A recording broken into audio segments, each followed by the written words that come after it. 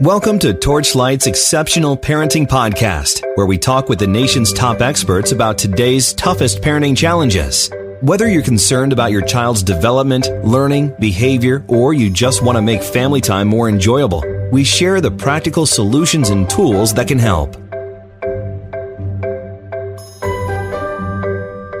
Hey everyone, welcome to this episode of Torchlight's Exceptional Parenting Podcast. I'm your host, Stefanie Boucher, and today we are going to be talking about teen stress and why it has reached such critical and epidemic levels in our country.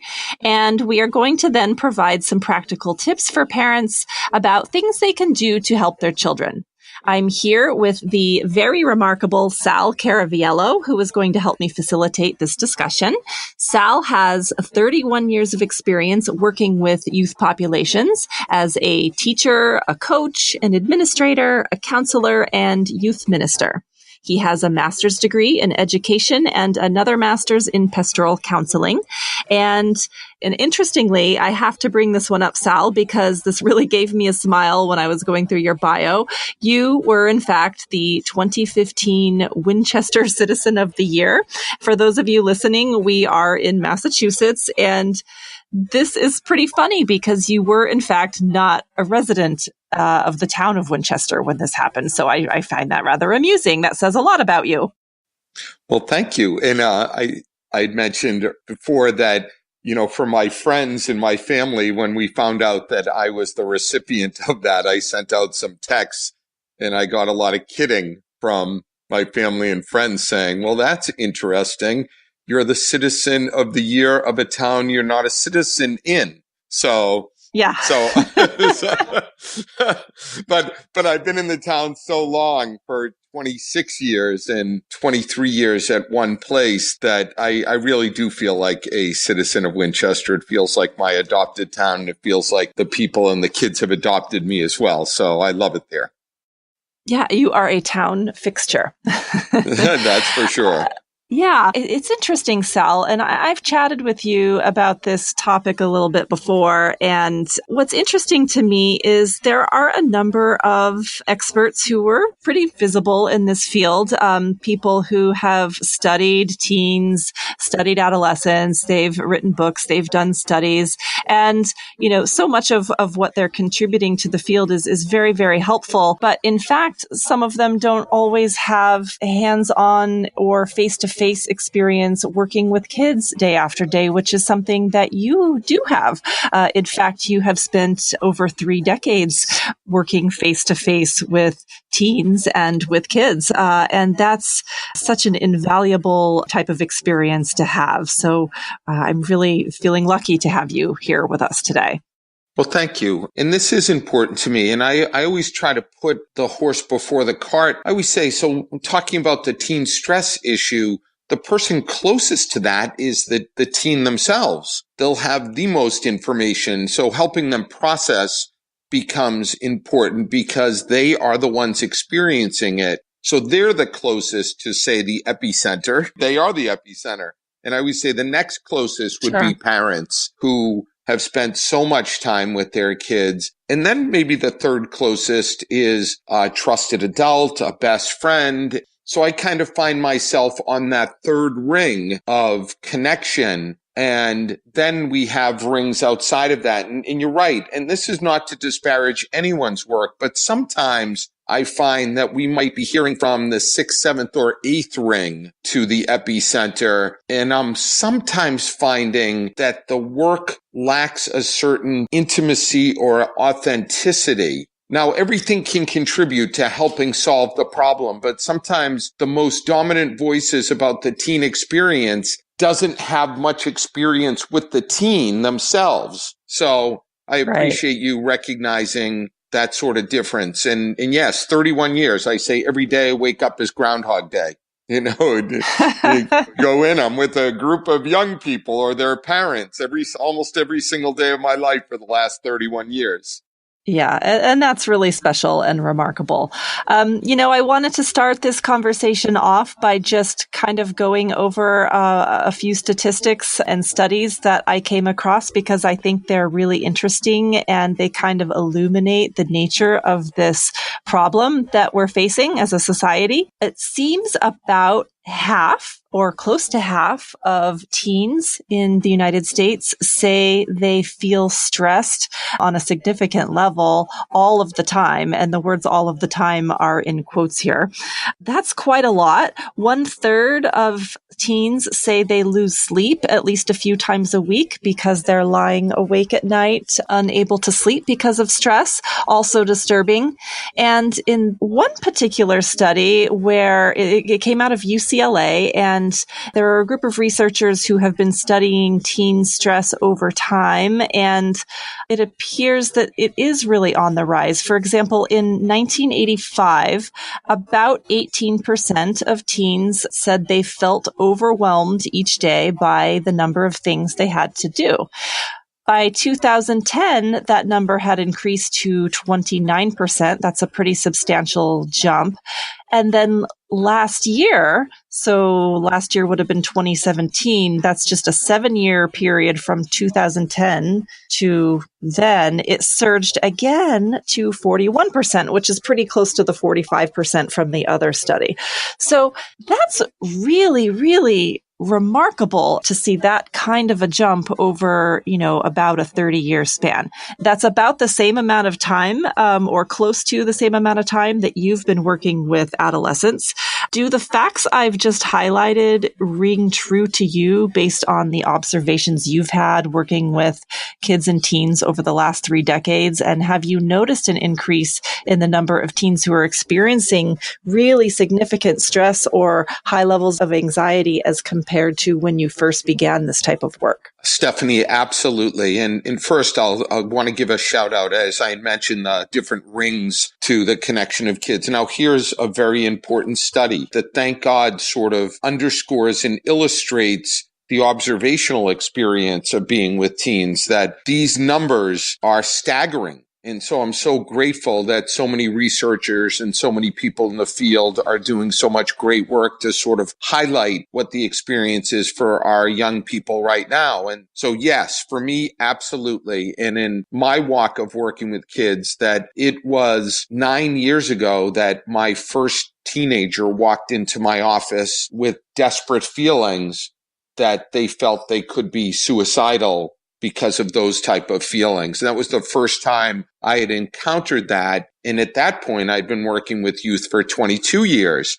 And I just assumed it was, this is what, the cat's going to drag in everything at some point. And I didn't know at that point that we were on the precipice of sort of this intense downward spiral of mental health of our youth. And what happened from that point on is, in one way, shape, or form, that I've been connected to the deaths of 23 young people since 2011 until now.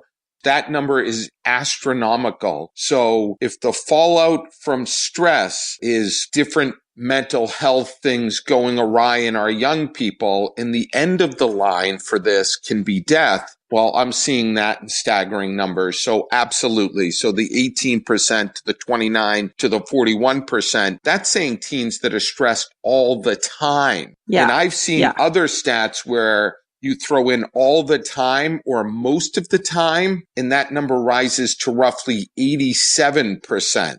Wow. So I didn't even think about it that way, that's all the time, but that doesn't necessarily mean that it's not a problem when it's most of the time or quite a bit of the time. Right. Yeah. That is absolutely enormous. Those numbers are enormous. Yeah. And I think that's really telling. So you mentioned the first child that you interacted with who came to you having thoughts of suicide. And when was that? You said it was around 2009? Absolutely. It was May of 2009. Yeah. So you had already been working in the field for roughly 2 decades or so before that occurred. And that was your first one. And that's significant that your first one would take 20 years to encounter. And then you've had so many connections to that type of situation since then. So that's frightening. It really is. And it was frightening to me. And now the first one, right? The first one that comes in, as I said, it just feels like, well, of course, when you work with kids, you're going to encounter all types of experiences. But what happened in that first year in 2009, which led me to the position I am now, which is researching this all the time and working with young people and their families all the time around this, is so I had that first child walk in, or teenager. And in that year, from '09 to the following May of 2010, I had firsthand experience with somewhere around 10 to 15 young people who felt such despair that they felt suicidal. And that was staggering. That increase in 1 year was where I hadn't had one in 22 years, and now my number with 10 to 15 in 1 year was beyond outrageous. That's a sharp increase. It's right in the lines of what these statistics show in terms of the timeline of this epidemic, though. So I find that really interesting that your observations have kind of confirmed that.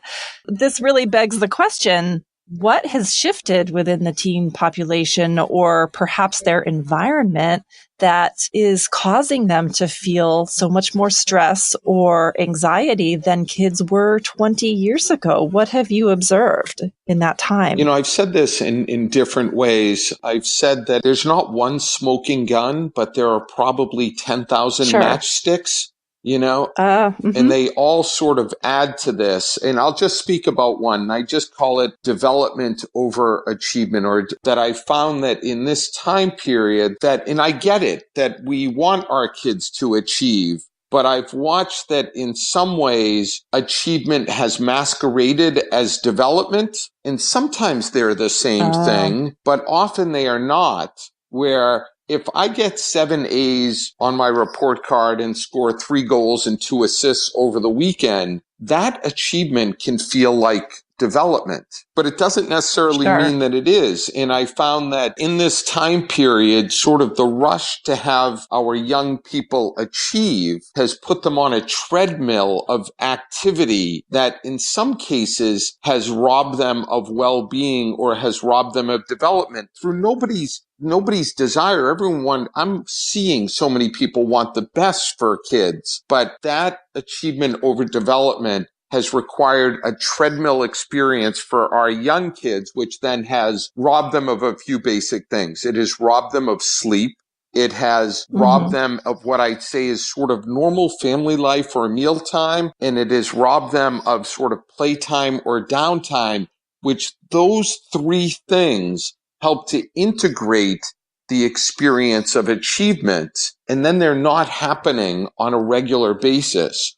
So a simple way to say this, if I'm rushing from school to dance to gymnastics to soccer, and now I'm getting home and I'm eating dinner and it's 8:30 at night, that for a young person now is a 13-and-a-half-hour day. Yes. And I tell people this all the time. After a 12-hour day as an adult, I don't know my name.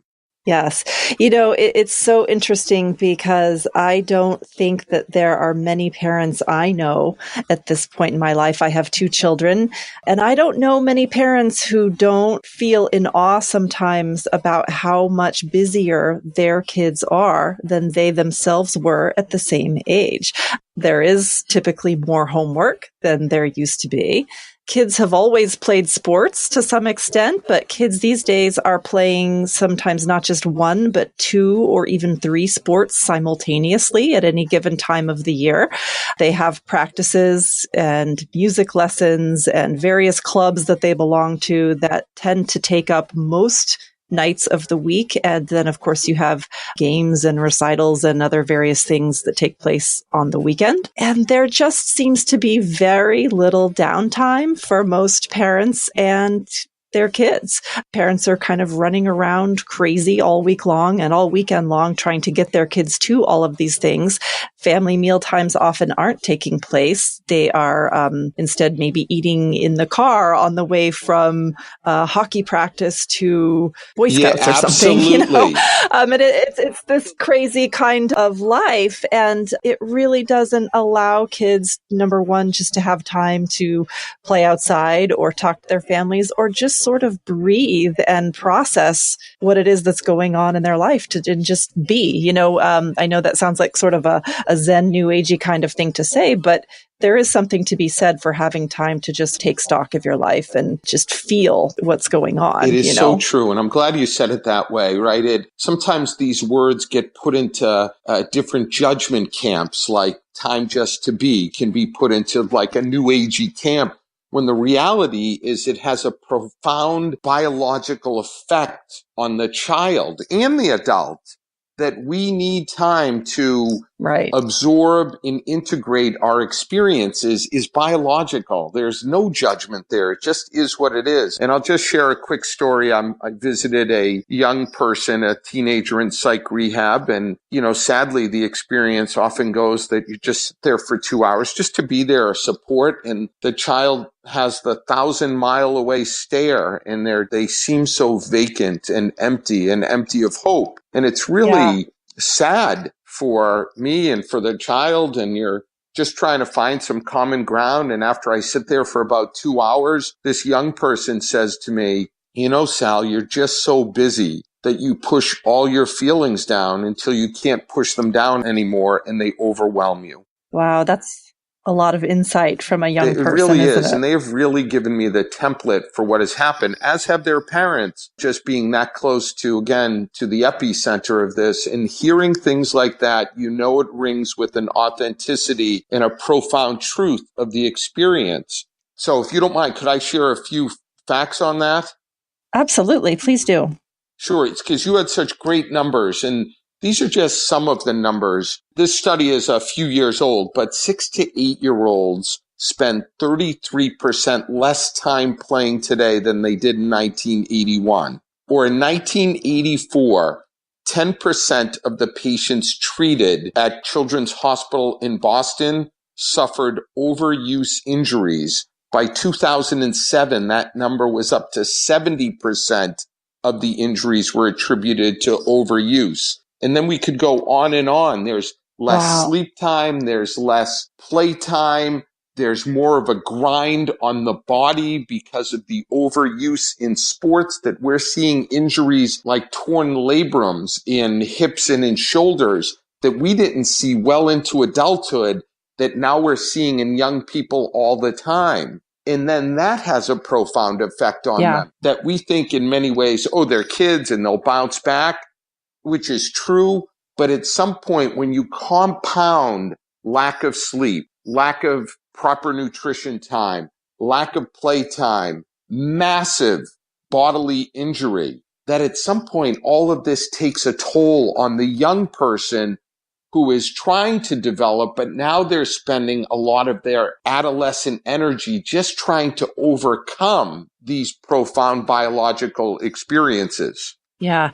And, you said something when you mentioned the young person whom you went to visit a few minutes ago. You had mentioned that she had made a comment about not having time to feel, or something about shoving everything down. I'm sorry if I'm not paraphrasing that correctly, but I think that that's an interesting notion, because there is an idea around that there's no time to sort of contemplate your problems. And we, of course, know that all teens go through a certain amount of stress anyway, right? Because it's a time of massive change in one's life. You're going through things with friends, with family, with, new relationships. Sometimes one's first romantic relationship may take place at that time. There are concerns around school.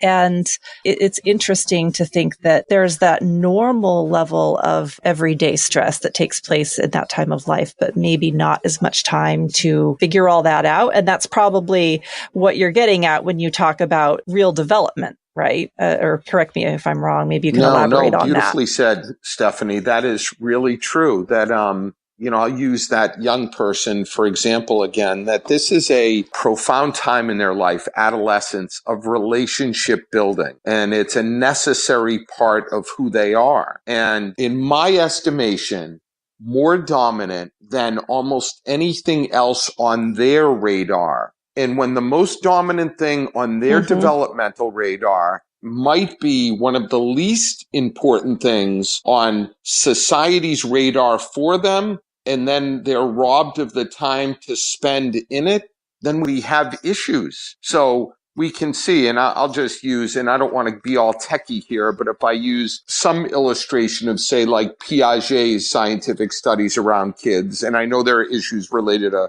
Piaget and the work that he did with young people, this idea that as you enter this stage of development, just your human relationships with your friends become very dominant as an adolescent. And then when you're not getting the time to spend on the critical moments that come up in those friendships, that we then can create a molehill into a mountain. So if you get into a little fight with your friend, but you feel like you have no time to tend to that experience, what might be a small problem can turn into a major problem at a time where you really need your friends to help pull you through the everyday existence of being an adolescent. But if you're always on the treadmill for achieving or other things, you're not spending the time in the development of your friendships and of those things that are really going to help you get through life in a healthy way. Yeah, and let's talk a little bit about this notion of achievement, because obviously most parents and adults who are around teens really mean well and have their best interest at heart. Truly, they do. I think there is a bigger push than there used to be about making sure their child has all of these sort of achievements lined up, and everyone's trying to, especially parents who are really hoping for their child to engage in higher education and to go to college. There is this push around achievement and designing this stellar college resume, because there's this sense that everyone has that the world has become such a competitive place that if their child doesn't have the best grades, that doesn't have the greatest SAT scores, doesn't have all of these sort of sports achievements and, a musical instrument that they play and so on and so forth, that their child is somehow going to be left behind.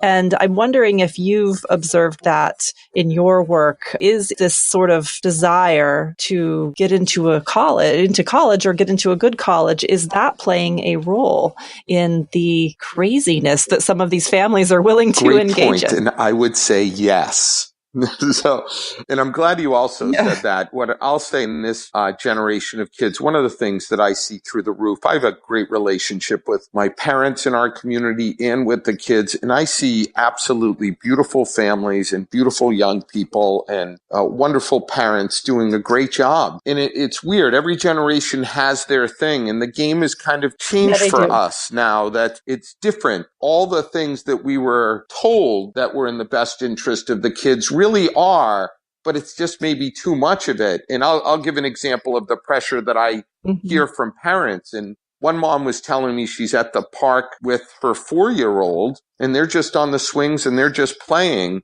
And another mom comes up who she didn't know with a 4-year-old or a 5-year-old, and they were talking about their kids. And then the other mom mentions Russian math.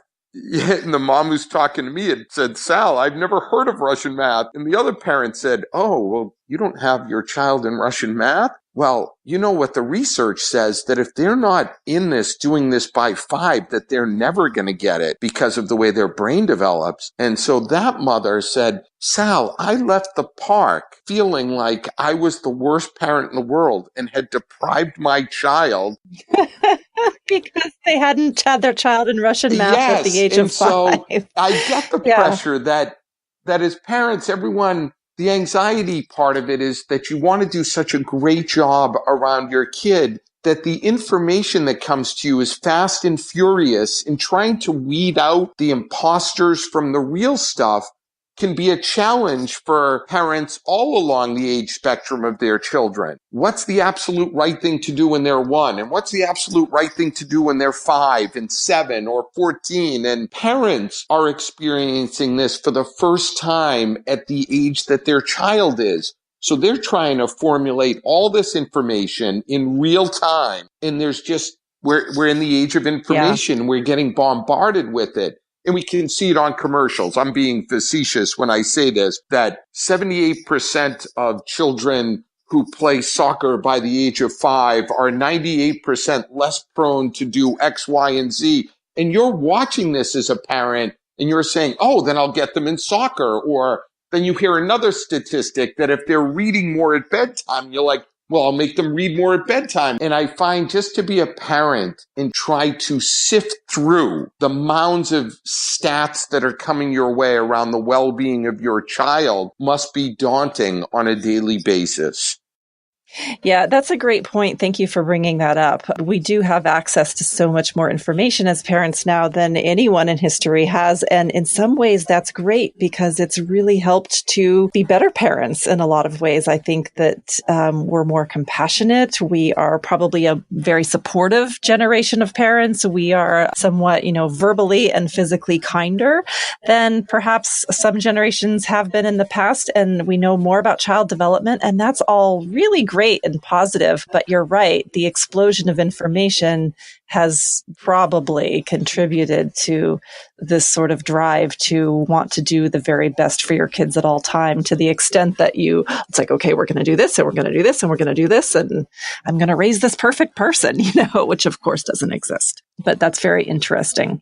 If you don't mind me adding, the same thing I see in our young people, I see in our parents, right? We're all prone to pressure in some way. And it's in many ways sometimes just positive peer pressure run amok. And I see that in our young people that if their friend is getting all A's, we've often put peer pressure in the negative basket, like don't drink or don't do drugs. But there's a positive peer pressure that can run amok too, that somebody gets all A's and you feel like you're not making the grade because you're not getting all A's. And in some ways that pressure is good. Like it's like, wow, you can desire more and better things in your life based on the good things your friends are doing. And yet it can run amok at some point for both kids and adults. And so I find that we're in an age of a lot of peer pressure and a lot of it is positive. Just sometimes there's too much of it. Yeah. Well, I wanted to ask you, some of the problems we've mentioned are some of the big things that stand out, I think, from an adult perspective. But what do the teens themselves seem to be most anxious about? Like, I'd be curious to know that. Like, when teens come to you, what are the concerns they have that are really bothering them? It's a great question. And hopefully I'll answer this in the way you just asked it. So I'll answer the question. But this has been profound to me. For the amount of kids that I sit and talk to, 3 things hardly ever happen. They hardly ever talk to me about their achievements, and they hardly ever talk to me about their activities, and they hardly ever talk to me about their possessions, which in many ways we would think would be 3 things that are on the tip of their brain to talk about. Like how they just did in the soccer game, or, the new car they'd like to buy, or the new clothes they just bought, or what were the 3? I said achievement, and they never talked to me about their report cards, and their grades are pretty good, or they never talked to me about their SAT scores. And so what I find in that is that we're almost always talking about relationships or bigger questions about life or just fun things. And I always say, in my role with teenagers and young people, I let them set the parameters of the conversation. So if they want to come in, and I often joke, if they want to talk about the difference between Kentucky bluegrass or fescue for an hour, I'll talk about that. It doesn't matter to me. If they want to talk to me about Ohio State versus Michigan, I'll talk about that.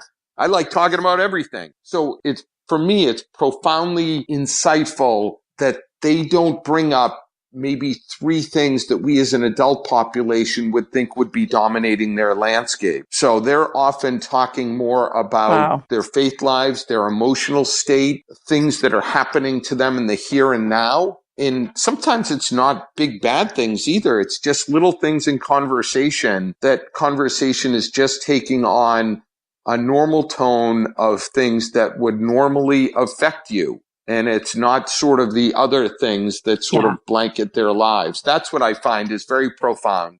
Well, it just sounds like they are teens being teens. right? Like that's actually kind of interesting because they are responding to you in the way that one would expect teenagers to respond to people, and the way that one would either talking about the things one would expect teens to want to talk about, which is great. I think that sort of is telling, because what it says to me is the kids really haven't changed. Their concerns, their developmental space is the same. Yes, absolutely. Makes it seem like it's the environment has changed, the teens haven't changed, right? And that leads me to something I love saying all the time in relation to the mental health epidemic in the country for our young people. I say all the time, their brains are fine. There is nothing wrong with our kids' brains. Hey, podcast listeners. We hope you are enjoying our discussion on teen stress with Sal Caraviello. Our conversation with Sal will continue in the next episode, where we will discuss the role that smartphones and social media may have on mental health, as well as what parents can start doing right now to help mitigate some of the stress that their children may be experiencing. You can listen by downloading Part 2. In the meantime, if you have a Torchlight account, you can log in to access the many resources we have on topics like anxiety, mindfulness, and mental health. That's all for now. Thanks for listening, and see you next time. Thanks for listening to Torchlight's Exceptional Parenting Podcast. Find this and other episodes on iTunes, Spreaker, and Podcast Go. If you're interested in bringing Torchlight Child or any of Torchlight's other caregiving products to your workplace, please contact info@torchlight.care. That's info@torchlight.care.